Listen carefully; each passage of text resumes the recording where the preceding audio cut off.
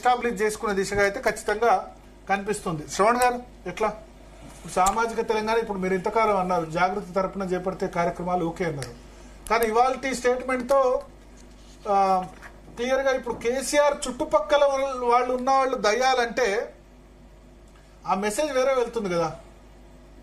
సరే, ఇప్పుడు అంటే దాంట్లో ఈ లెటర్లో చాలా అంశాలు లేవనెత్తినారు.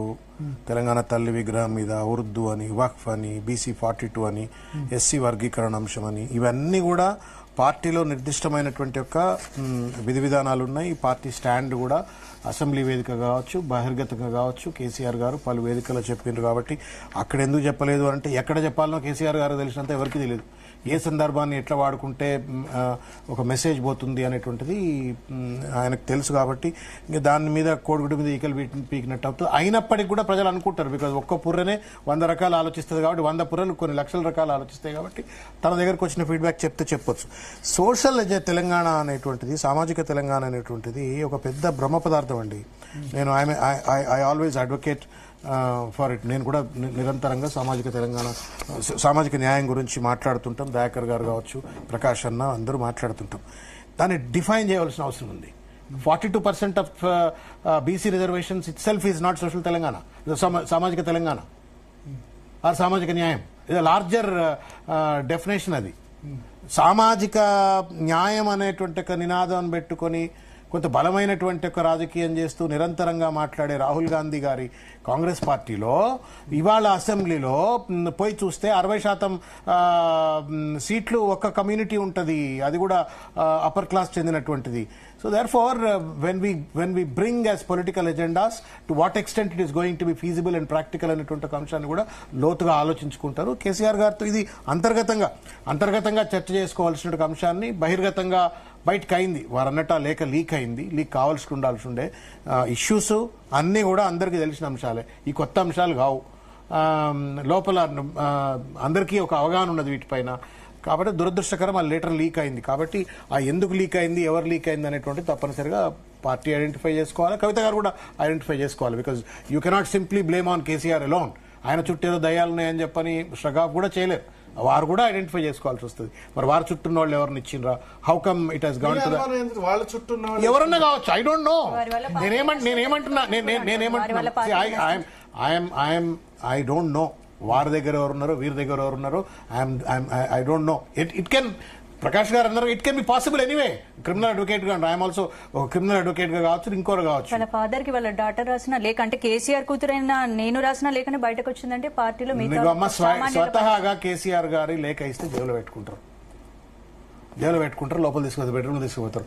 ఆయన బెడ్రూమ్ లో పోయేవాడు సాహసం చేసి ఏలు కాలు పెట్టేటోడు ఎవడు ఉండడు. కాబట్టి మరి అది లీక్ అయింది. అయినా ఎట్లా లీక్ అయింది అనేది ఒక ప్రశ్న. అయితే లీక్ అయిన తర్వాత దీంట్లో ఉన్న అంశాలు ఏమి కూడా, ఇందులో ఉన్న అంశాలు ఏవి కూడా మీరు చూడ్రి. తెలంగాణ విగ్రహం నేను కూడా అనుకున్నా, తెలంగాణ తల్లి మీద మాట్లాడుంటే బాగుంటుండేనేమో, ఆ రేవంత్ రెడ్డి ఆగమాగం చేసి పడేసిండే తెలంగాణ తల్లి విగ్రహాన్ని, మాట్లాడుంటే బాగుండేమో అని చెప్పి నేను కూడా అనుకున్నా. తర్వాత తెలంగాణ గీతం విషయంలో కూడా మాట్లాడితే బాగుండే నేను అనుకున్నాను.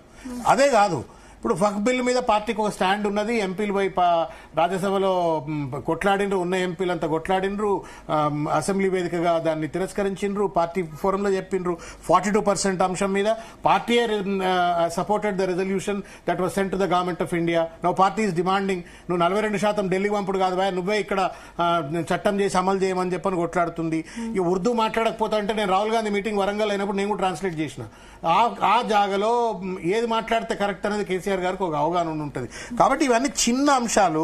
లీక్ అయ్యింది అనేది పెద్ద అంశం. దానికంటే పెద్ద అంశం కేసీఆర్ గారు చుట్టూ దయాలు ఉన్నారంటున్నారు. అవి వాళ్ళు కుటుంబ పరంగా ఇంట్లో కూర్చొని తెలుసుకోవాల్సిన అంశం. అది 2001 నుంచి మీతో ఉన్న సీనియర్ నాయకులకు స్టేజ్ మీద మాట్లాడే అవకాశం ఇస్తే బాగుండేదన్నారు కదా, మీ అభిప్రాయం ఏంటి దీనిపైన? అమ్మ, ఇప్పుడు కేసీఆర్ గారు మీటింగ్లు నాకంటే ఎక్కువ ప్రకాష్ గారికి కూడా తెలుసు, దయాకర్ గారికి కూడా తెలుసు.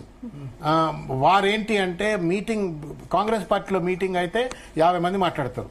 ఎవరేం మాట్లాడినరు ఎండదనే ఎవరి మెసేజ్ పోదు. 50 మంది మాట్లాడతారు. దయాకర్ గారికి ఎరకాదు. 50 మంది మాట్లాడతారు. నాకెందుకు టైం ఇవ్వమని చెప్పని కొట్లాడేటోళ్ళు కూడా ఉంటారు మీటింగ్ లో. కేసీఆర్ గారు మీటింగ్ అంటప్పటికి ఏంటంటే ఈ సమావేశం పెట్టినప్పుడు ఒక మెసేజ్ పంపించాలి. We should make use of that opportunity to convey A message. ఒక స్ట్రాంగ్ మెసేజ్ ఒకటి కన్వే చేయాలనుకుంటాడు. ఆ కన్వే చేయడం కోసం మీటింగ్ పెట్టాలని అనుకుంటాడు.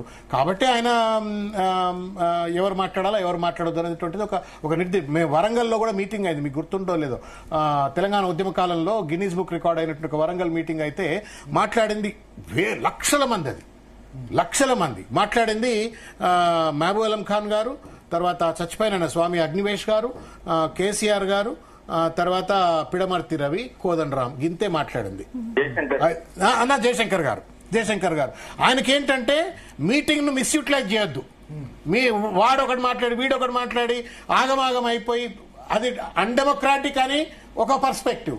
కానీ డెమోక్రసీ పేరు మీద మెసేజ్ కన్వే కాకుండా వాళ్ళు ఎందుకు వచ్చిండ్రు, వాళ్ళకు ఒక ఓరియంటేషన్ కల్పించాలనేటువంటిది ఆయన పర్స్పెక్టివ్. నేనేం చెప్పాలో అది జనానికి ఎక్కాలా అనేటువంటిది ఆయన ఉద్దేశం.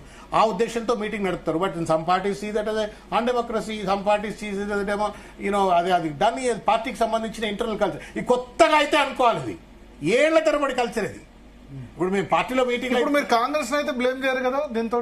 ఏది ఇప్పుడు ఈ మొత్తం వ్యవహారాలు అద్దంకి దయాకర్ గారు lot of things will unfold. ఎందుకు మనం తొందరపడాలా? ఇప్పుడు నేను తొందరపడదాల్సి, నేనేమన్నా ఇట్ వాజ్ అన్ అజంప్షన్.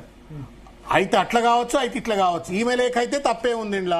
ఒకవేళ ఆమె రాయకపోతే, ఎందుకంటే అది బిగ్ టీవీలో రావడంతో అనుమానం కలుగుతుంది, ఆపన్న హస్తంలో పెట్టడం అనుమానం కలుగుతుంది కదా.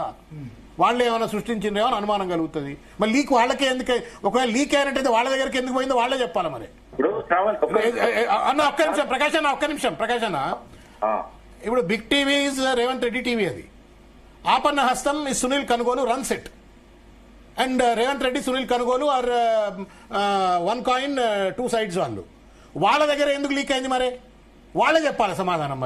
మరి మీరు నన్ను అడగొద్దు, మళ్ళీ మీరు కాంగ్రెస్ దాన్ని బదనాం చేద్దాం అడగొద్దు. సమాధానం చెప్పాల్సింది వాళ్ళే. బిగ్ టీవీ ఎడిటర్లు, బిగ్ టీవీ జర్నలిస్టులు, బిగ్ టీవీ ఓనర్లు అంతా వాళ్ళు. అంటే ఇప్పుడు వాళ్ళు మీడియాకి ఇప్పుడు మాకు లీక్ ఇస్తే మేము ఇచ్చేవాళ్ళం. నేనేమంటున్నా, లీక్ వాళ్ళ దగ్గర